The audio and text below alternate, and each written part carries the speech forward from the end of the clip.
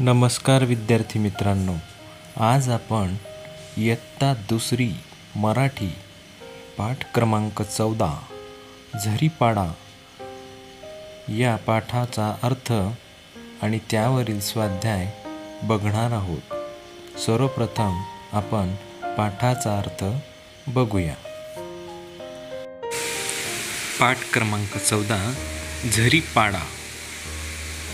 पहाटे पहाटे कोंबडा आरवतो.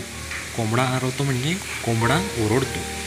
कोंबड्याच्या ओरडण्याने झरीपाडा जागा होतो. हिरव्यागार डोंगराआडून सूर्य उगवतो. सूर्योदयाबरोबर डोंगर तांबूस किरणात न्हाऊन निघतो. जणू काही सूर्योदय झाल्याबरोबर डोंगर तांबूस किरणामध्ये न्हाऊन निघतो. सकाळ होताच सर्वजण आपल्या आपल्या कामाला लागतात. लोक विहिरीवरून पाणी भरतात. शेतकरी गाडीला बैल जुंपून शेतावर निघतात. बैलांच्या गळ्यातील घुंगरांचा मंजूळ आवाज ऐकून सर्वत्र ऐकू जातो. मुले मुली आंबील पिऊन सायकलवरून शाळेला जातात. आंबील म्हणजे त्यांच्या आईवडिलांनी बनवलेले एक प्रकारचे खाद्य पिऊन मुली सायकलवरून शाळेला जातात. पाळ्यात जवळून झरा वाहतो म्हणून त्याचे नाव झरीपाडा असे पडले आहे. झरा डोंगरात उगम पावतो. तो मोठ्या ओढ्याला मिळतो. मोठा ओढा गावाजवळच्या नदीला जाऊन मिळतो. डोंगर उतारावर खाचरात भातशेती होते. तसेच नाचणीचे पीक देखील घेतले जाते. प्रश्न क्रमांक 1. पाठ वाच व लिही. 1. पाड्याचे नाव झरीपाडा. 2. चित्रकलेचे नाव वारली चित्रकला. 3. वाद्याचे नाव तारपा. 4. घरातील मोठा पुरुष वाडगो. 5. घरातील मोठी महिला वाडगीण. 6. पाड्याजवळून वाहणारा झरा. पाड्याजवळून वाहणारा झरा. प्रश्न क्रमांक 2. पाड्यावरील घराविषयी पुढील माहिती लिहा. 1. घरांचा आकार छोटा. 2. घरांचे छप्पर साकारतात. गवत झावड्या. 3. जमीन अंगण सावरतात शेणाने. 4. भिंतीवर वारली चित्रकलेतील सुंदर चित्रे. 5. घरातील भांडीकुंडी स्वच्छ. 6. घरोघरी पाडतात कुत्रा. प्रश्न क्रमांक 3. उत्तरे लिहा. 1. मुले मुली पितात ती आंबील. 2. शेतकरी गाडीला जुंपतात बैल. 3. बैलांच्या गळ्यातले घुंगरू. 4. पिकांची नावे भात नाचणी. 5. जनावरांसाठी असतो गोठा. 6. कोंबड्यांसाठी असते खुराडे. 7. उकडून खातात कंद. प्रश्न क्रमांक 4. कारण लिहा. पाड्याचे नाव झरीपाडा पडले कारण पाड्याजवळून झरा वाहतो. प्रश्न क्रमांक 5. जोड्या लावा. आपल्याला अ गटातील शब्दांच्या ब गटातील शब्दांशी योग्य जोड्या लावून त्या रिकाम्या जागेत उत्तरांच्या ठिकाणी लिहायच्या आहेत. अ गटातले शब्द आहेत हिरवागार, तांबूस, मंजूळ, सुकी, मोठा. आणि ब गटातले शब्द आहेत आवाज, ओढा, मासळी, डोंगर आणि किरणे. चला तर मग योग्य जोड्या बघूया. आता आपण प्रश्न क्रमांक 5 याच्या योग्य जोड्या बघणार आहोत. 1. हिरवागार डोंगर. 2. तांबूस किरणे. मंजूळ आवाज. सुकी मासळी.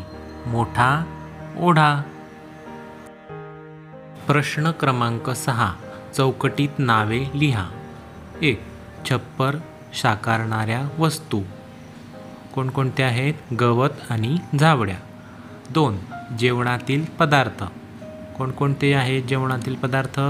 नाचणीची भाकरी, सुकी मासळी, पेज. 3. रानभाज्या. कोणकोणत्या आहेत? करटोली, शेवडी, ससेकान. 4. झाडे. कोणकोणते आहेत? खजुरी, साग, कडुनिंब, आंबा, बोर, चिंच. प्रश्न क्रमांक 7.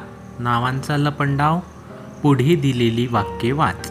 त्यात पक्षी, फळ, वाद्य, शरीराचे अवयव यांची नावे लपलेली आहेत. कंसातील शब्द वाचून ती शोधायची आहेत.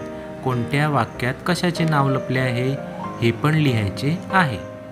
उदाहरण कसं दिलं आहे बघूया. धान्य पेरून शेतकरी घरी परत आला. जसे की फळ पेरू. दुसरा प्रश्न आहे कामाची टाळाटाळ करू नये. वाद्य आहे टाळ. दारासमोर गाय उभी होती. मोर पक्षी. 4. हातच्या कंकणाला आरसा कशाला? शरीर अवयव कोणता यात? हात. वाचूया, लिहूया. प्रश्न क्रमांक 8. पहा, वाच आणि लिहा. समोर शब्द दिलेले आहेत. त्या शब्दांच्या समोर जसेच्या तसे शब्द न चुकता आपल्याला लिहायचे आहे. आधी ते शब्द वाचायचे आहे, पाहायचे आहेत आणि त्यानंतर ते जसेच्या तसे न चुकता लिहायचे आहेत. प्रश्न क्रमांक 8ची उत्तरे आहेत.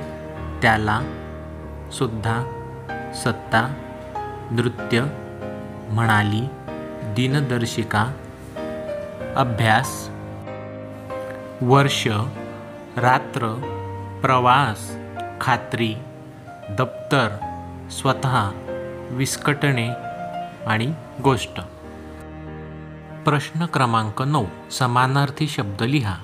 खालील दिलेल्या शब्दांचे समानार्थी शब्द लिहायचे आहेत. पहिला पहाट, सकाळ उषा, डोंगर, पर्वत गिरी, सूर्य, रवी, भास्कर, लोक, प्रजा, जनता, विहीर, आड, पाणी, जल, उदक, बैल, खोंड, वृषभ, शाळा, विद्यालय, झरा, निर्जर, नदी, सरिता, शेत, शिवार, वावर, घर, गृह, सदन, नृत्य, नाच, झाड, वृक्ष, तरू. स्वल्पविराम. या चिन्हाला स्वल्पविराम चिन्ह असे म्हणतात. एखाद्या वाक्यात एकापेक्षा अधिक नावे आल्यास त्याचा वेगळेपणा कळण्यासाठी प्रत्येक नावानंतर स्वल्पविराम देतात. प्रश्न क्रमांक 10. स्वल्पविराम हे चिन्ह असलेली पाठातील वाक्ये लिहा. 1. घराच्या अवतीभोवती खजुरी, साग, कडुनिंब, आंबा, बोर, चिंच यासारखी झाडे असतात. 2. अवतीभोवतीच्या परिसरात करटोली, शेवडी, ससेकान यांच्यासारख्या रानभाज्या ते आवडीने खातात. 3. घरातील जमीन, अंगण शेणाने सारवतात. विद्यार्थी मित्रांनो, आताच आपण इयत्ता 2 मराठी पाठ क्रमांक 14 झरीपाडा या धड्याचा सारांश आणि स्वाध्याय बघितला. असेच नवनवीन शैक्षणिक व्हिडिओ बघण्यासाठी आमचे यूट्यूब चॅनल विवेक एज्युकेशन वाणी नक्की सबस्क्राईब करा आणि आवडल्यास लाईक आणि शेअर करायला विसरू नका. धन्यवाद.